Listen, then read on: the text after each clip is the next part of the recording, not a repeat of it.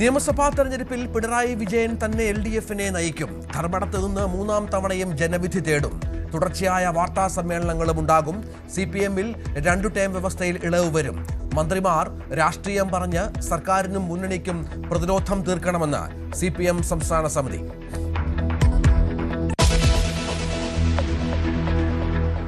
ഏറ്റുമുട്ടൽ അവസാനിപ്പിച്ച് കോൺഗ്രസുമായി അടുക്കാൻ ശശി തരൂർ പാർട്ടി വേദികളിൽ സജീവമാകും. KPCC ക്യാമ്പ് എക്സിക്യൂട്ടീവിൽ തരൂർ മുഴുവൻ സമയം പങ്കെടുക്കും.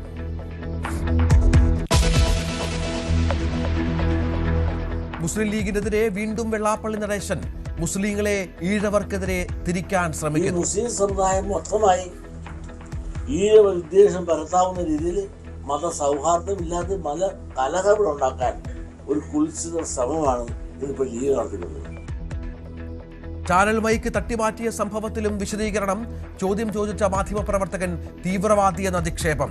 മുഖ്യമന്ത്രിക്ക് പറയാൻ കഴിയാത്തത് വെള്ളാപ്പള്ളിയെ കൊണ്ട് പറയിക്കുകയാണെന്ന് VD സതീശൻ.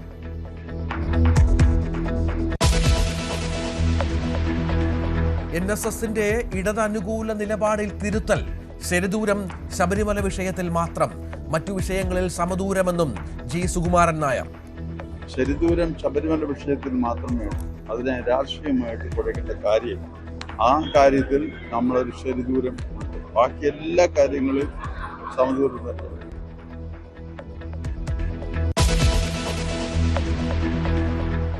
മുത്തലാഖ് ചൊല്ലിയ യുവതിയും മകനും 9 ദിവസമായി കഴിയുന്നത് ഭർതൃവീടിന്റെ വരാന്തയിൽ. വീട് പൂട്ടി താമസം മാറ്റി ഭർത്താവ്. സംഭവം കോഴിക്കോട് ഫറോക്കിൽ.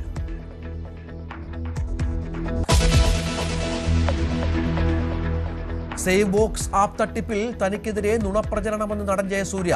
3ാം തവണ ചോദ്യം ചെയ്യാനായി സമൻസ് അയച്ചിട്ടില്ല. പരസ്യവുമായി സമീപിക്കുന്നവർ തട്ടിപ്പുകാരെന്ന് ഊഹിക്കാൻ കഴിയില്ലെന്നും ജയസൂര്യ.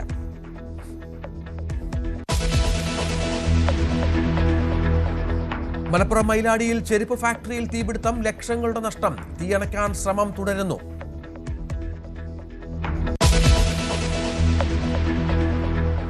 ബംഗ്ലാദേശ് താരത്തെ IPL ടീമിലെടുത്തതിന് ഷാരൂഖ് ഖാനെതിരെ BJP നേതാവ്. ഷാരൂഖ് രാജ്യദ്രോഹിയെന്ന് ഉത്തർപ്രദേശ് MLA. പ്രതിഷേധം മുസ്തഫിസുർ റഹ്മാനെ കൊൽക്കത്ത നൈറ്റ് റൈഡേഴ്സ് ടീമിൽ ഉൾപ്പെടുത്തിയതിനെതിരെ. ബംഗ്ലാദേശിൽ വീണ്ടും ന്യൂനപക്ഷ ആക്രമണം. ഹിന്ദു മതവിശ്വാസിയെ തീകൊളുത്തി കൊല്ലാൻ ശ്രമം. ഗുരുതരമായി പൊള്ളലേറ്റ യുവാവ് അതീവ ഗുരുതരാവസ്ഥയിൽ. ശരിയത്പൂർ ജില്ലയിലെ ആക്രമണം പുതുവത്സരാഘോഷങ്ങൾക്കിടെ.